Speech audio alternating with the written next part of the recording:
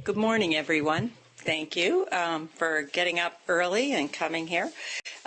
We're very pleased to have as our seminar speaker this month Dr. Gary Rosner, who's going to be talking about application of decision theory to the design of clinical trials. I brought my pen because I plan on learning a lot. Gary just joined the faculty here at Johns Hopkins in the School of Medicine as Director of the Division of Oncology, Biostatistics, and Bioinformatics in the School of Medicine's Oncology Department. Both? It's a department. Department of Oncology. He received his SCD in biostatistics from Harvard School of Public Health and was also a member, went on then to become a member of the faculties at Yale, Duke, and the University of Texas MD Anderson. He was the faculty statistician in the statistical office for CALGB, the Cancer and Leukemia Group B, for 12 years, and he's also an active member of the NIH Pharmacogenetics Research Network. He's associate editor of the journal Biometrics and is very involved in statistics. And many of you may know him from interactions he's had with students and Bayesian statistics and other sessions that go on here. But I think this is your first formal introduction for the Center for Clinical Trials, and we're really happy to have him and encourage lots and lots of questions. Absolutely. Well, thank you. Is this on? Yeah. All right. Well, thank you very much for that gracious introduction, and it's my pleasure to be here. I do hope that there will be some give and take interaction. I'm going to talk about, in some general sense, the application of decision theory in designing studies, though one can use decision theory when carrying out studies as well. And that may be a little bit more controversial, but I'd be happy to talk about that too.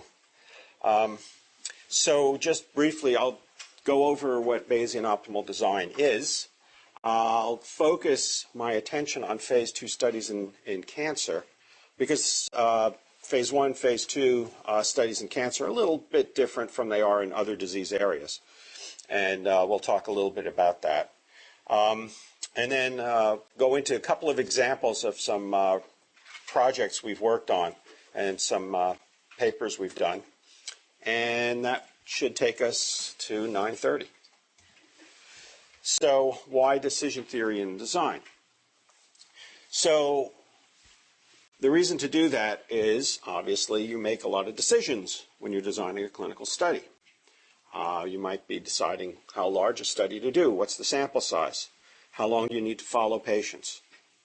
What you might use decision analysis or decision theory when you're setting up your stopping rules for the clinical trial. And you can also use the decision theory whether or not you should even do the study. So why not make all these decisions explicit? Be transparent in terms of what are the criteria that you're applying, and do it in a coherent way with respect to the overall probability theory that's guiding the conduct and ultimate analysis and inference based on the study. So briefly, what is decision theory? Well, decision theory means that you have a set of possible actions. And when you carry out your experiment, you're going to see different observations. You're going to get some data. And the process that's controlling what you observe is usually characterized through a probability model. And that probability model is indexed by certain parameters. Some of those parameters are key to the observations you want to collect and the decisions you want to make at the end of the study, such as what's the treatment effect or treatment differences. Other parameters might be nuisance parameters, that is, that they're not really the key focus of the inference at the end, but they enter into the stochastic nature of the data. And then finally, we have a utility function. And that utility function is going to relate the possible outcomes to if you make certain actions, what are the outcomes and what are the losses or gains associated with those.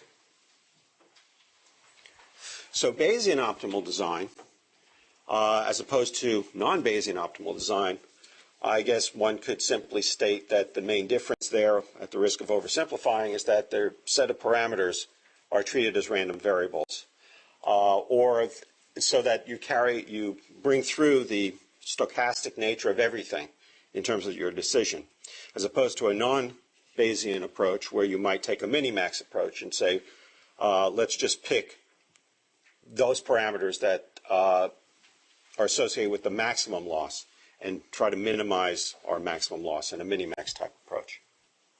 So Bayesian optimal design, as I said, we attribute uncertainty to the set of parameters. We put a probability distribution on it.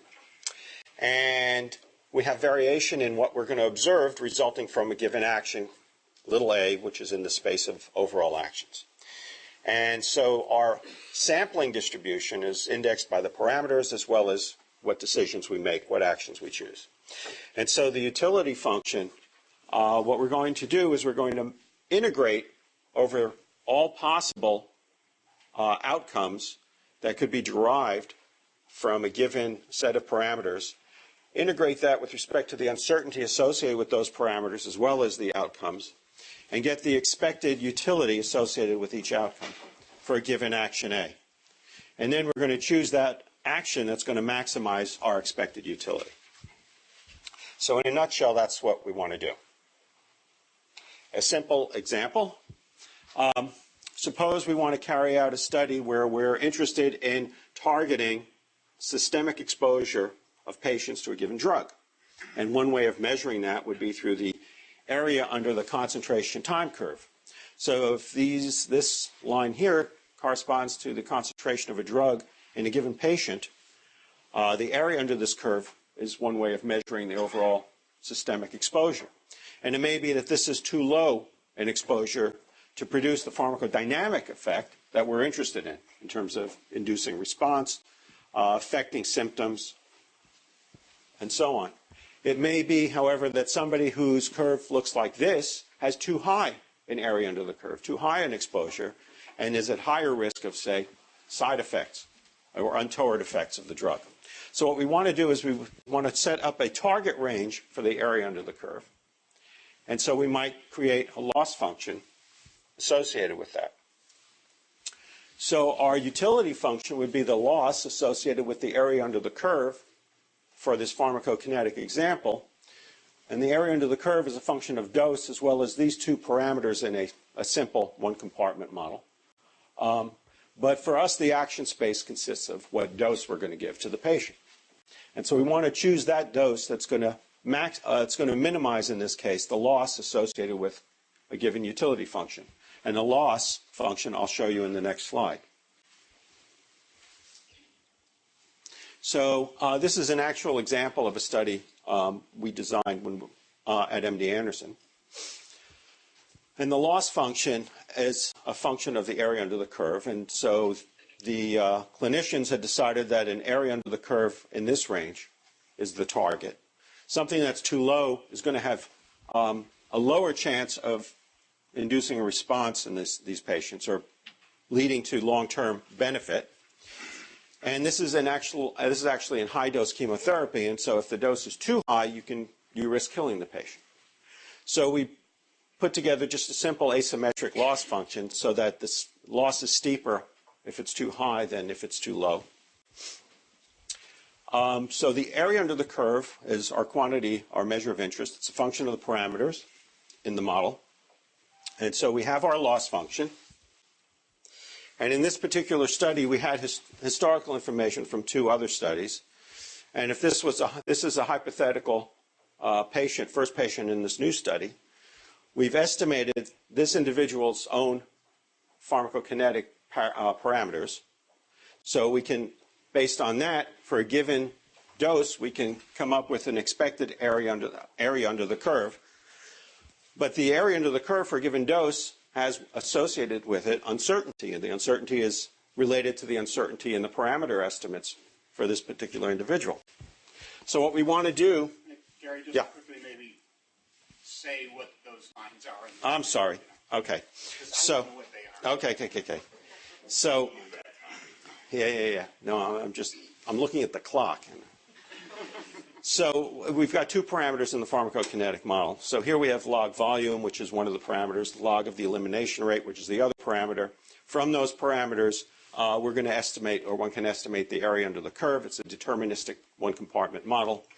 But we're estimating for the individual, based on concentrations collected on that individual over time, what those parameter values are. So these are contours of the posterior distribution for those parameters for this specific patient. It's taking into account the information that's available from prior patients. And in fact, in this particular example, we're using Bayesian nonparametric model, so it allows for the fact that it's bimodal as opposed to just assuming normal, but that's irrelevant for today's talk. But it might give you some thoughts about future talks. Anyway, so that's what these contours are. They're uncertainty, or the probability associated with that individual's pharmacokinetics. So you do some actual testing in that patient. So what? Right. So the way the study was designed is that we're going to give them a low dose of the drug, not enough to be therapeutic, and certainly not enough to cause side effects, but a low dose that would then allow us to estimate that individual's pharmacokinetics. Then we can incorporate that with all the uncertainty or information that's available from other patients, accounting for between study heterogeneity and other sources of heterogeneity. And then we can integrate that with respect to the loss function and decide what's the optimal dose. I have a really dumb question for that patient. I'm not going to be able to go further without knowing the answer. Why is it a loss function? Why is it a loss function as opposed to a utility function? Yeah, I'm afraid I don't understand the word loss. Oh, okay. So in this one, it's a very simple thing. If the dose is too low, then there's less chance of So it's just cure. referring to that idea. It's, in this particular case, the loss function is solely relating area under the curve to therapeutic or side effects, therapeutic outcome or side effects.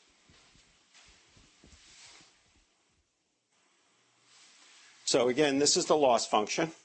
Too low, probably not going to lead the patient to response. Too high, might kill the patient.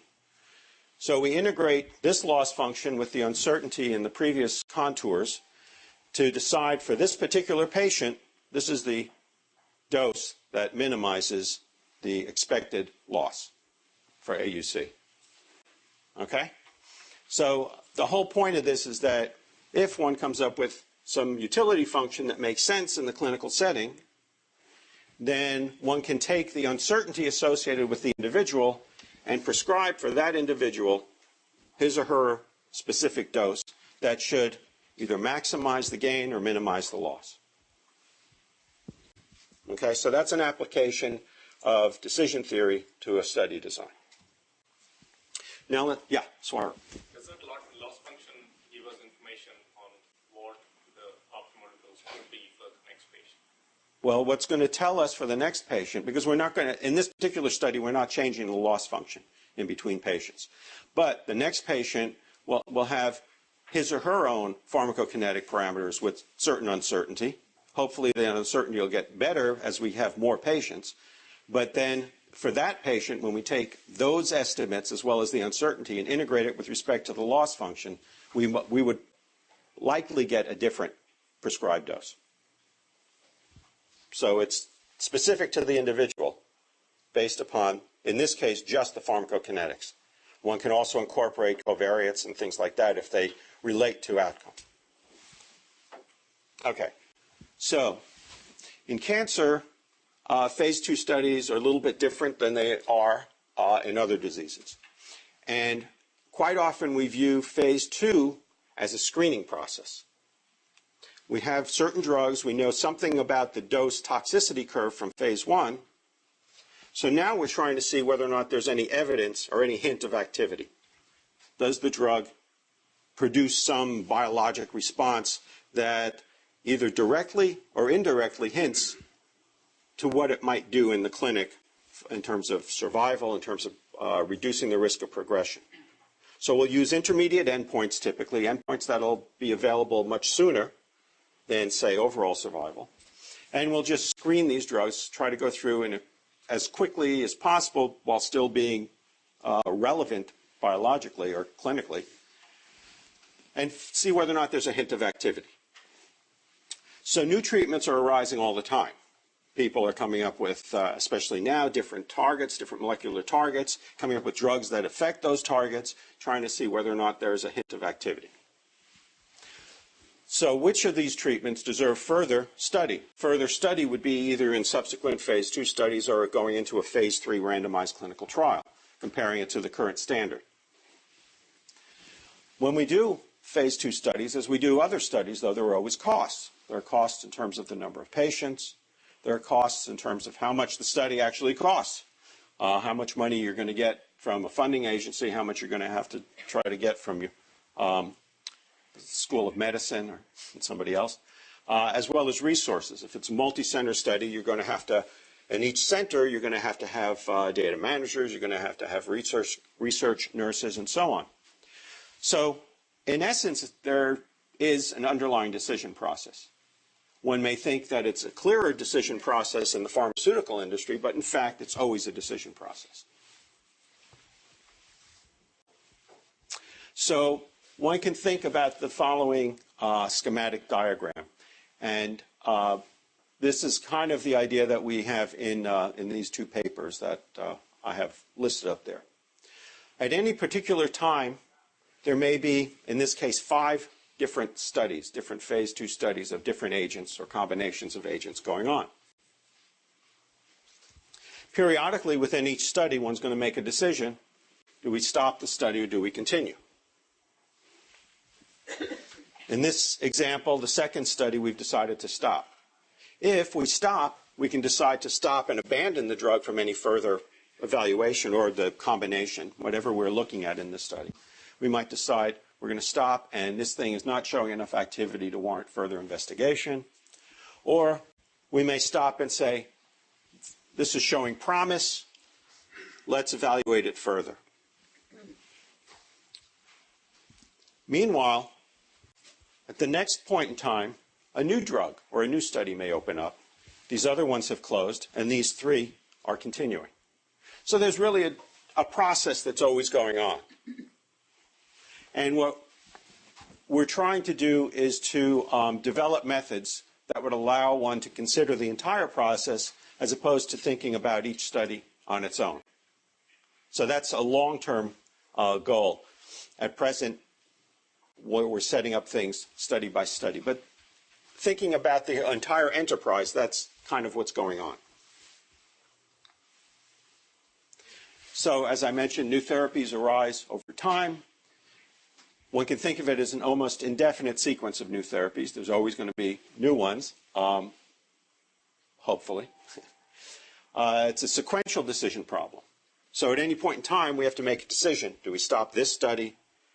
Do we abandon the drug? Do we go on to future evaluation of it? And later decisions depend upon earlier ones. Obviously, we can't go on to a phase 3 study of drug A tomorrow if we've decided today that it's not worth continuing, or continuing development of the drug, or if we decide we need more information about this drug. So at any particular time, there's an analysis that's done and one is making a decision. Do I continue this study or do I stop it? And if I stop it, what do I do? So we're just going to assume that the outcomes for this particular study are a binary response, yes, no.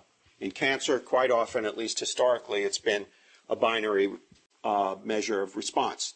Did this tumor shrink by a certain amount or not? So everything got dichotomized into that. Still, we quite often in cancer think in terms of binary outcomes for phase 2. It might be progression-free survival at a given point. Was it progression-free, yes or no?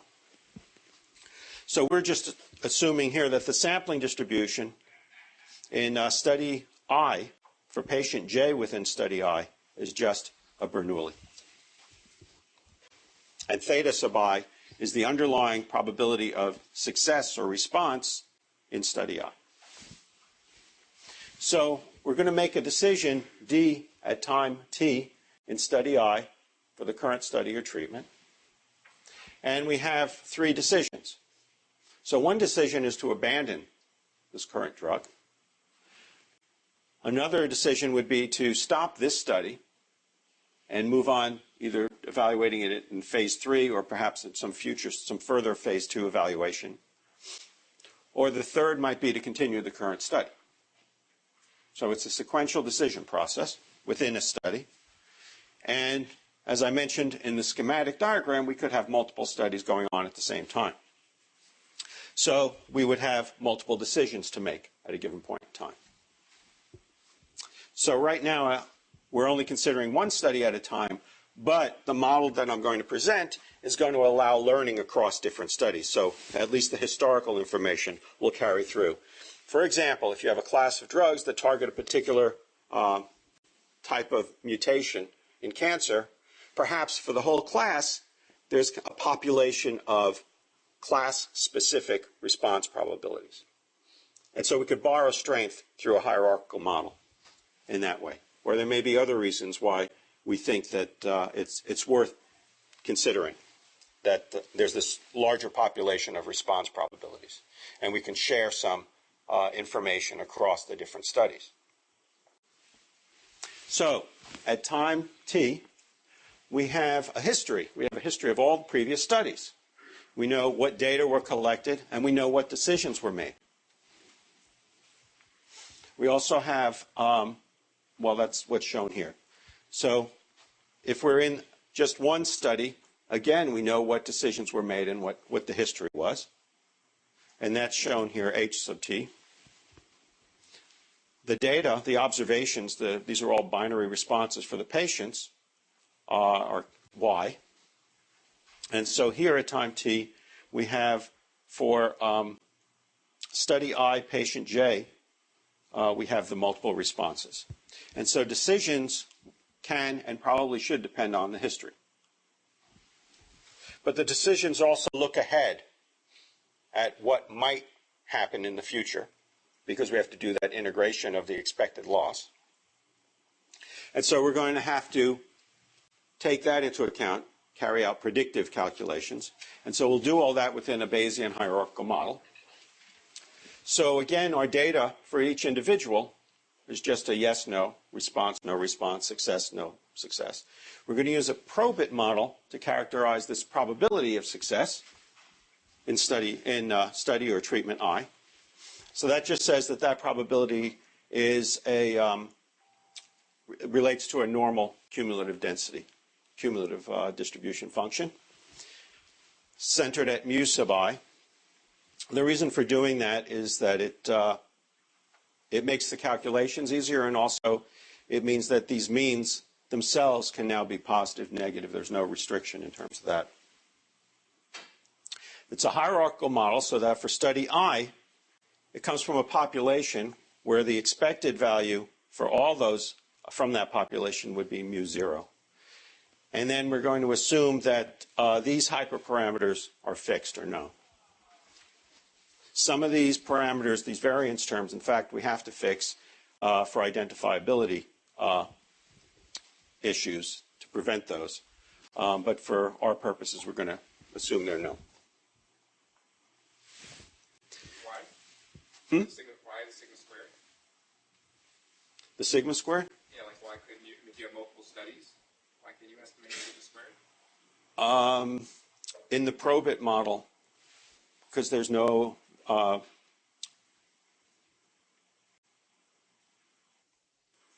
so here we have a variance of 1. I think so if you wanted to have a sigma squared I here, or you just wanted to put a prior on it? It seems to me it's estimable, right? I mean, you can do studies, right? So you may just I think intuitively, like you can get a theta I at for each study. no, you can. You can. I'll have to check that, because I know some of these things, because of the there's like an assumed cutoff in terms of, well, in this case we're just setting it at 0. But for some types of probit models, there are identifiability issues in terms of the variance terms and the means. Ordinal data. Right. But in some sense, this is also ordinal data. I'll have to. It may well be that you can estimate it.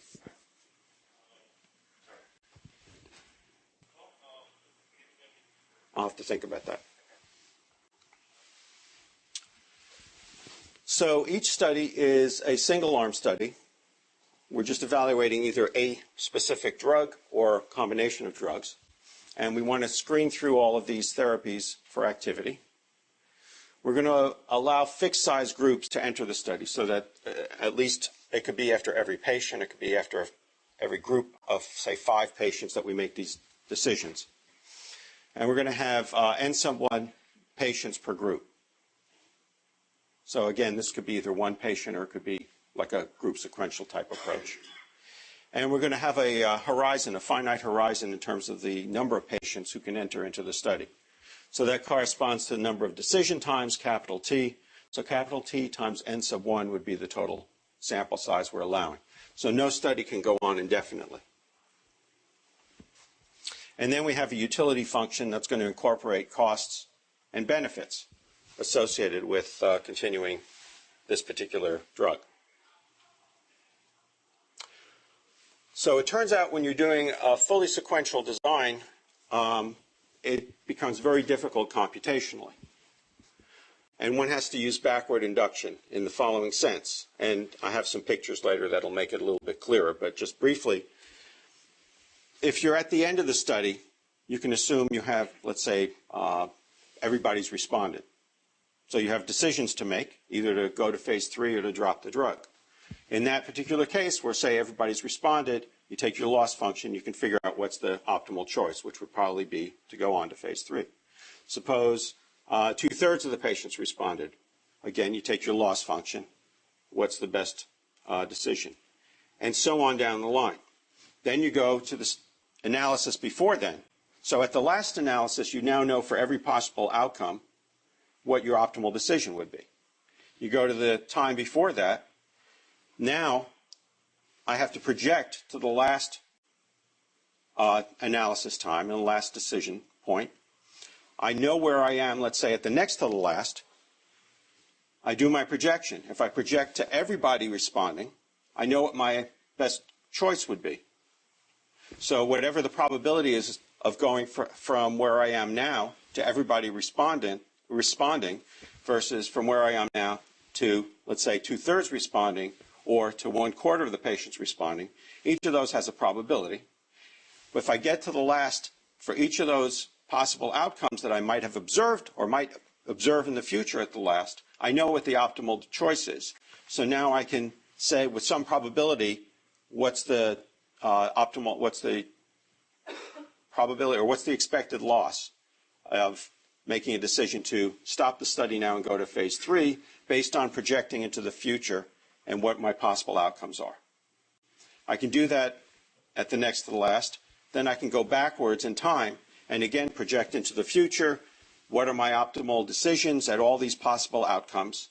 Integrate that with respect to the uncertainty, and I can get an expected utility today based upon my projections into the future. So we have to solve this maximization problem at the final point, based on all possible outcomes we might observe at the final point, and then we find the optimal decision that should be t minus 1 at time little t, here corresponding to the next to the last time, against looking at all possible outcomes there, projecting into the future. Once we project into the future, we know the optimal decision at the last point, and then keep moving backwards. Finally, we can generate a table of optimal decision rules, as I'll show you. But the computation explodes, especially if we have continuous outcomes. Now, in this case, we have binary outcomes, but it still becomes computationally, it can become computationally quite large. So we find a shortcut for doing that, and that's called forward simulation. And what we basically do is we simulate a lot of trajectories as if we're running the study multiple times in the computer. So we generate a bunch of different clinical studies, ignoring for the moment the whole decision process in terms of what possibly stopping early. So having generated all these experiments, we can now look at the actual, these experiments, these simulated experiments, and we can carry out the backward induction. So instead of actually having to carry out the numerical calculations, carrying out them analytically, we can use what was observed, and we can make the calculations based on just those capital M simulated experiments. And again, I have a picture coming up. We do a constrained backward induction, meaning that rather than using the continuum of possible observations, we break it up into a grid. And by working on a grid, we've taken something that can be continuous and turned it into something discrete, which reduces the number of calculations that we have to worry about. We do that with sacrificing something, but we're using a sufficient or almost sufficient statistic and basing the grid on that. So we allow our decisions to depend on the history only indirectly through these low-dimensional summary statistics like a sufficient statistic. Again, in the binary case, it's not so difficult, but it makes it easier to see. And for continuous data, it's definitely something you need to do. And we consider a finite grid over the space of possible total numbers of responses in our case, or this summary statistic at time little t, and the time. So that's what we observe. Instead of observing all the data, we just collapse it all into some low-dimensional summary statistic. This is something that was used in a paper that Brad Carlin did for phase 3 studies for decision rules. Peter Mueller and Don Berry used it in a study they did in stroke. And the idea of this grid over the forward simulation is in a paper by Brockwell and Cadane. So what utility function are we going to use in our phase 2 study? So the utility function, again, is going to be dependent on what decision we make at little time t, what the parameter values are, what we observe or have observed up until now, as well as a projection to the phase 3 study. So our utility function is going to consider all of those things. So this is how much we've already spent. We've enrolled n sub 1 patients per group for little t groups, so that's the total number of patients, at a certain cost per patient in the phase 2 study. In the projected phase 3 study, we have a sample size n sub 2 that we calculate based upon the usual way that one sets up phase 3 studies, where we have a certain hypothesized treatment effect and then an alternative that we wish to demonstrate or hope to demonstrate in the phase 3. And then there's a cost associated with phase 3 study that's different from the phase 2 cost. Phase 3 studies are typically more expensive to carry out. We have a gain if we go to the phase 3 study and we have a significant outcome. So we have to predict a regular phase 3 study. We're going to assume at the end there's going to be just a test comparing this new treatment to the standard, current standard, based on binomial proportions. If that study shows a significant effect, then the phase 3 study is a success and the drug worked.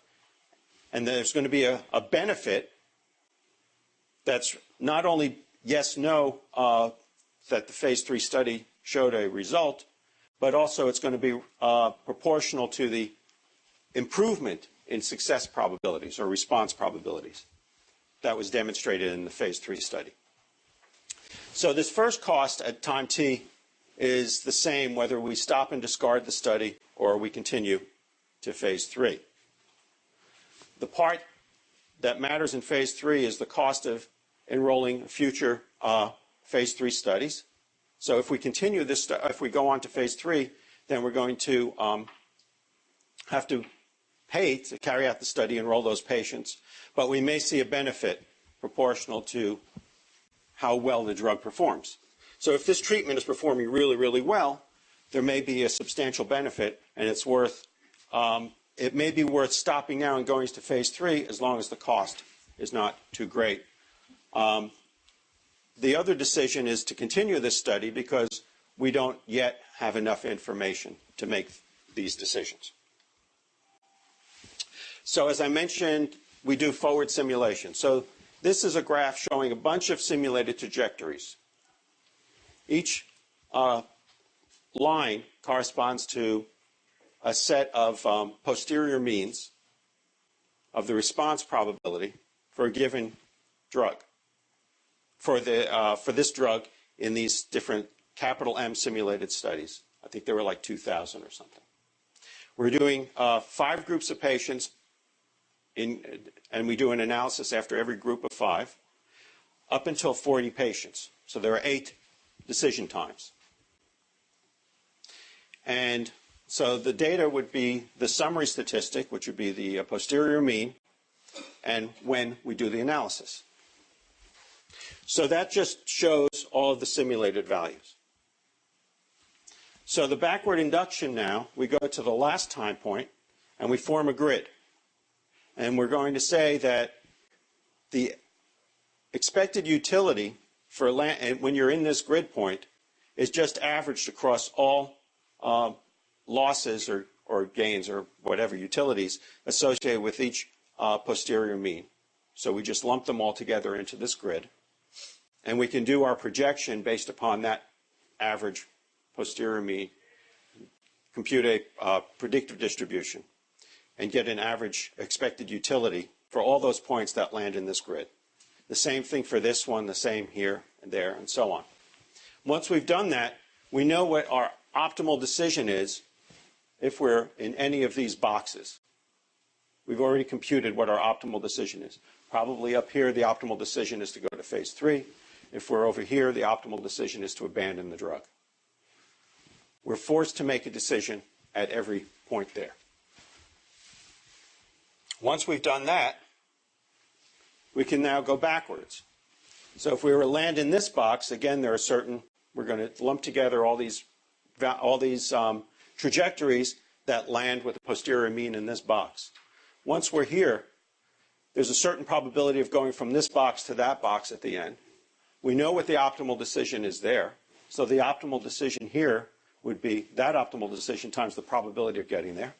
We know there's some probability of getting to this box. We know what the optimal decision is there. So we can take the expected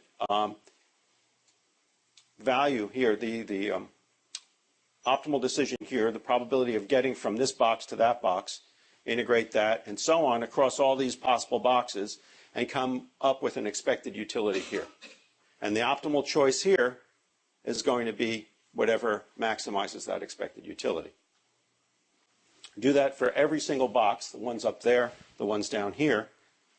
Again, going here, we've already figured out for each of these boxes at the end what the optimal choice is, taking into account the randomness associated in going from any box here to any box there. We can compute an expected utility and make the decision here the one that maximizes that expected utility.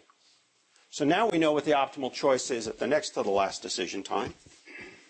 And we can then keep walking backwards until finally at the end we know for every grid point what the optimal decision is. And what we're saying is that we're, again, doing this constrained optimization by putting together all trajectories that land here. But we're saying that regardless of what happened in the past, once you're here, in terms of the posterior mean is summarizing everything we need to know, and the optimal decision will be based on that.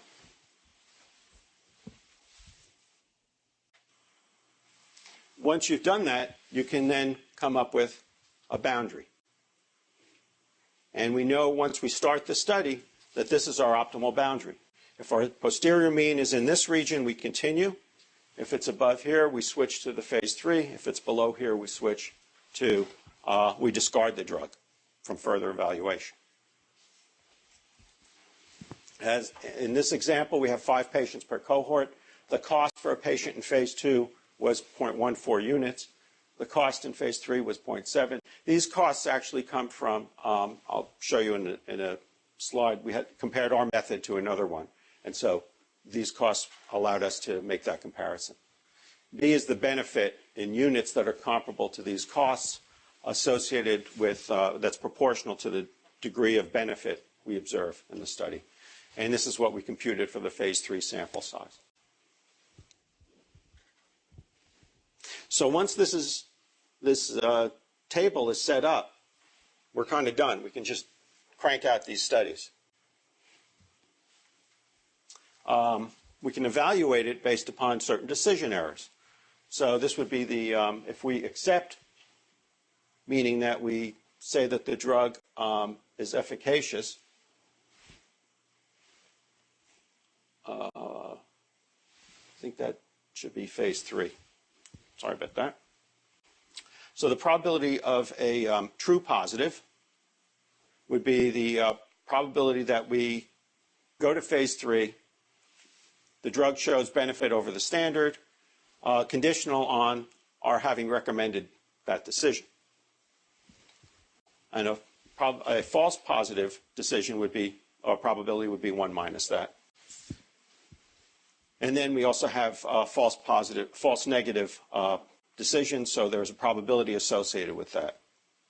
And so we compared ours to a competing method, and we had roughly the same probability of a true positive and sample size as theirs, but we had a slightly lower probability of a false negative decision.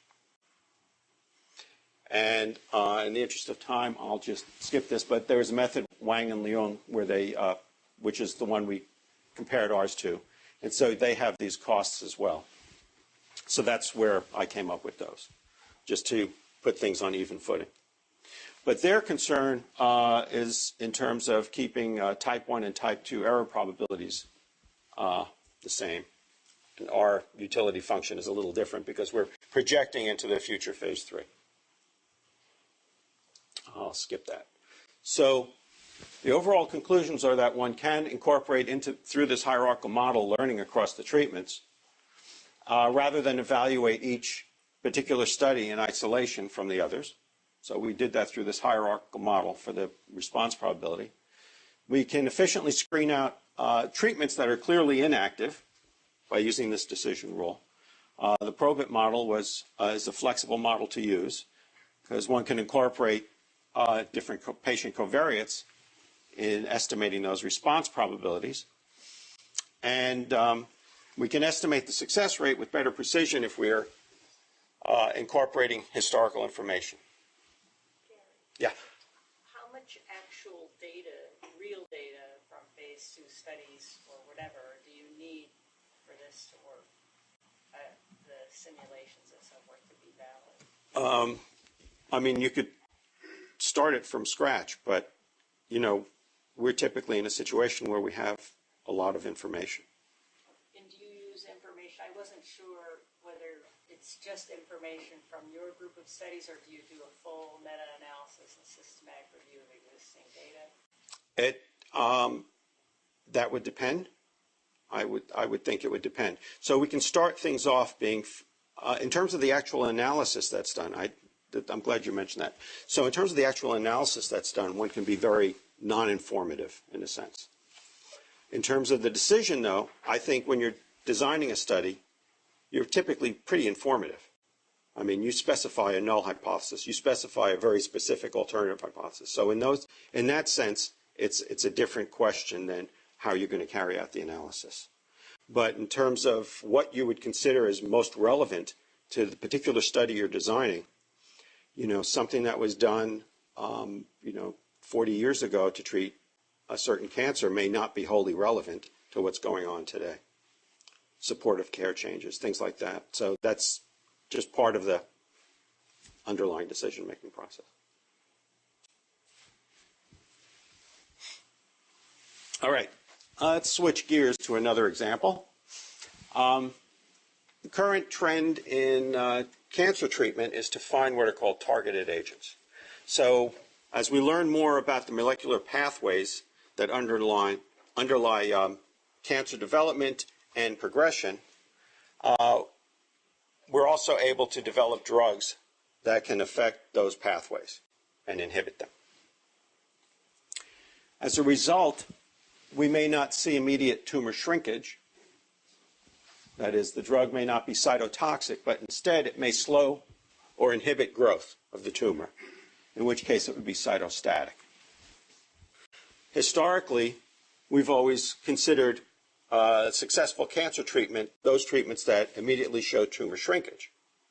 But that's no longer the case with many of these targeted agents. They provide benefit by slowing growth. So stable disease may be a good goal. It may be a problematic thing to measure, but it's possibly a useful goal in phase 2. But it's different from the way we've historically done phase 2 studies in cancer.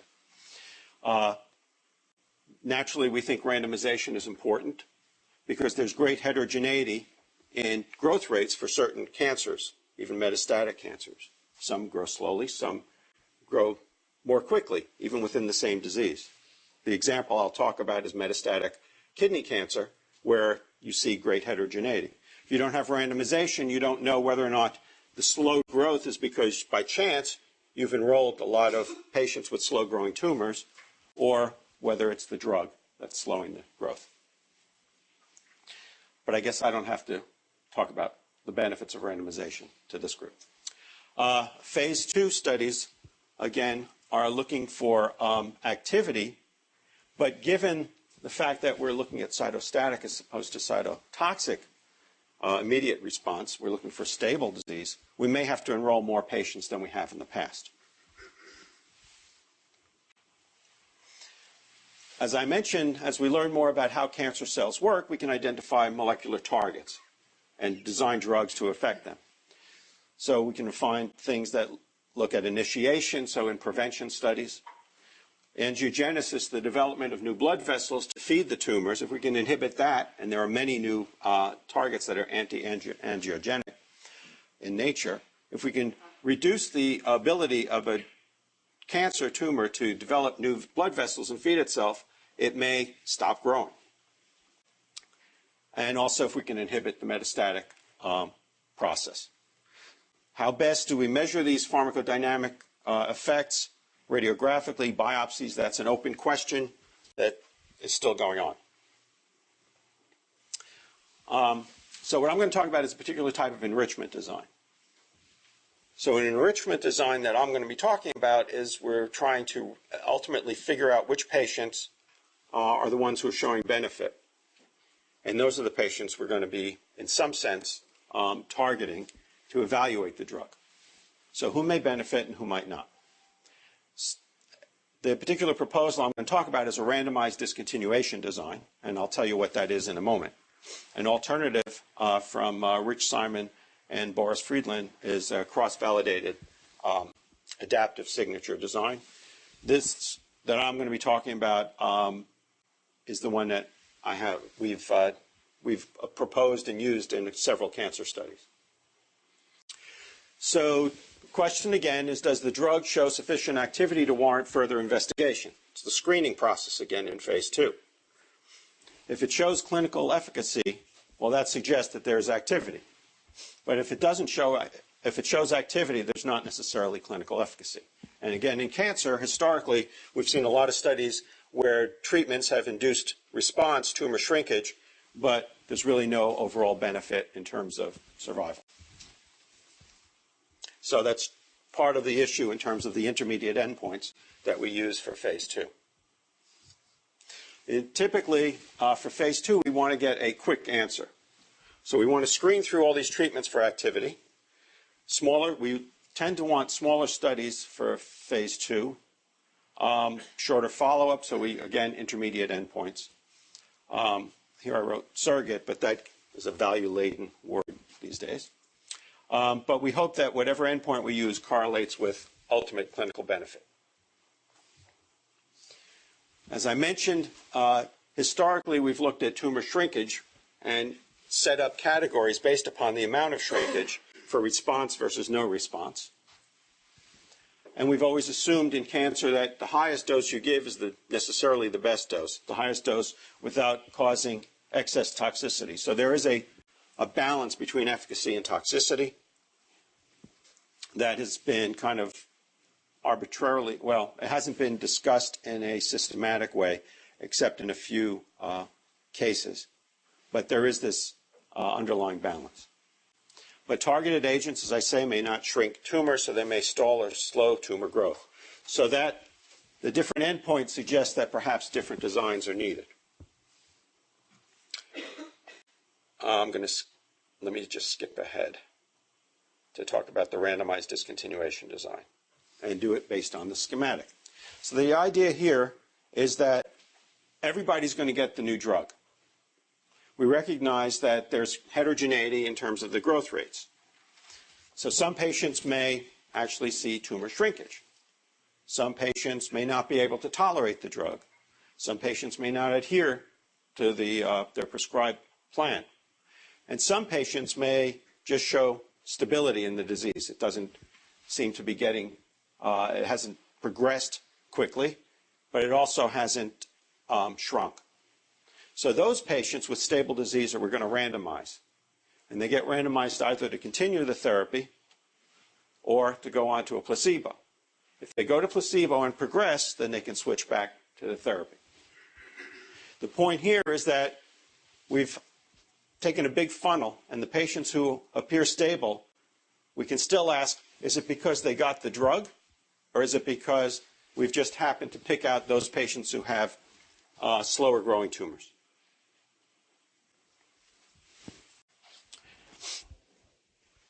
And this is a particular study design that we've used. So there are certain decision points we have to make. One is how many patients we're going to enroll overall. At what point after they've had the drug are we going to make this decision to assess stability, stable disease, and decide to randomize, and then how long are we going to follow them afterward? So those three parameters we're going to apply decision theory to determine, to optimize. So this is a particular study that we carried out when I was at the CEA-LGB. It was in metastatic renal cell cancer. And we were looking at a drug that was supposed to inhibit the growth of new blood vessels. But we had to account for the fact that there's great heterogeneity in the tumor growth rates. So we did a randomized discontinuation design. And I'm going to use the data from this particular study to show you how we could set up a future study. So in this study, they got the new drug CAI for 16 weeks. If they were stable, they went on to randomization and were followed afterwards for another 16 weeks. If they weren't stable, the disease progressed or they dropped out for whatever reason, they were out of the study. Any ethical issues involved here? In the sense that you're taking someone who's doing pretty well on the drug and then all of a sudden you're going to take them off it? So it depends on the underlying disease. In this particular disease, those patients have already demonstrated that they have relatively slow-growing tumors. So the clinicians and the patients who agreed didn't feel that that was an issue. I just want to say that at the end of the randomized part, the comparison is for placebo to the new drug is just a regular randomized clinical trial. And so for this particular study, we were going to do just a regular comparison of proportions. I'll skip that. So let me just go here to the optimal part. This is all discussed in a paper that's going to come out in Biometrics. So we have to apply decision theory to figure out how long we're going to treat the patients in the open label phase before randomization, how long to follow up the patients after randomization, and how many patients to enroll. To do that, we used a stochastic tumor growth model that corresponds to Gompertzian growth, it turns out, which is a lot of cancer researchers use to model tumor growth. We allow for between-patient heterogeneity in terms of the growth rates through this model. And we also allow for some deviation from the expected trajectory. We use this model, however, not to project necessarily, we use it to project future patient growths.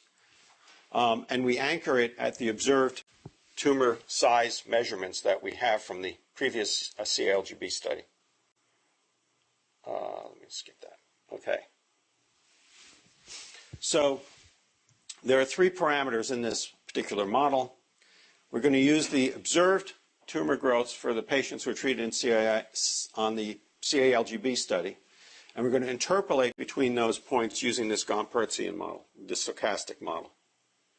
And so the heterogeneity that we saw in those patients informs the heterogeneity we predict in terms of the future, but we're not necessarily fitting that model and setting those parameters, except for a treatment effect parameter, which is what we're going to be using when we design the future study. So the treatment effect parameter, again, is what we would be doing anyway. We'd figure out, what happens, except now it's at the level of the tumor growth. We can then translate that into response. We are able to elicit expert opinion on tumor growth in terms of the heterogeneity of the tumor growths. We can show pictures like this of possible growth trajectories. We can show a picture like this of the expected growth for a treatment that has a certain effect versus the control. Change the effect and ask the clinician whether or not these kinds of curves or these kinds of differences seem reasonable, make sense, whether the heterogeneity looks too small, whatever, all based upon the observed data. And that'll give us our probability model for projecting or for making predictions into the future. So we have to figure out capital N patients, how long the initial follow-up is before randomization, and how long to follow the patients after randomization. So we have our utility function that takes into account the cost of enrolling capital N patients, the cost associated with the treatment of patients who do get randomized, and then a subsequent cost for retaining the patients. And then we have a benefit that's going to be induced if we ultimately see a treatment effect in a projected phase 3 study. And that's also going to be proportional to the magnitude of the treatment effect. And we add 1 because that treatment effect could be 0.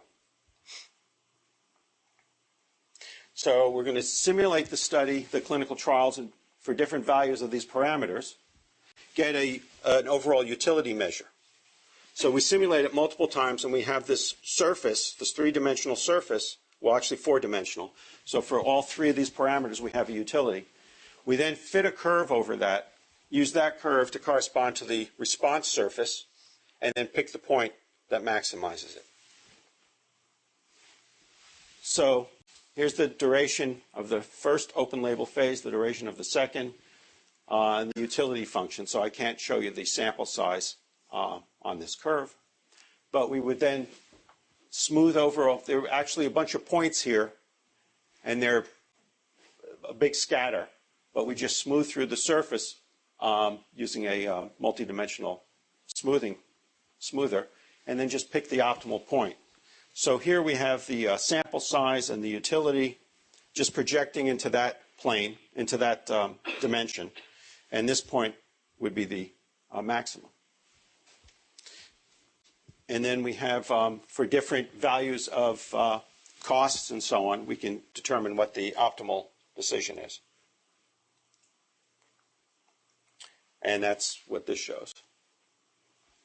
So overall, then, the randomized discontinuation design, at least from when we've used it, or people have used it in cancer, we find that accrual is actually rapid because patients are offered the new drug up front.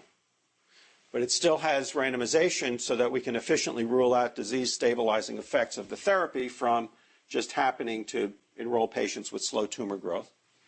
And it's useful in situations where you expect disease stabilization as opposed to tumor shrinkage. And we can apply decision-theoretic considerations to designing this study as well as other studies. And now it's 9:30.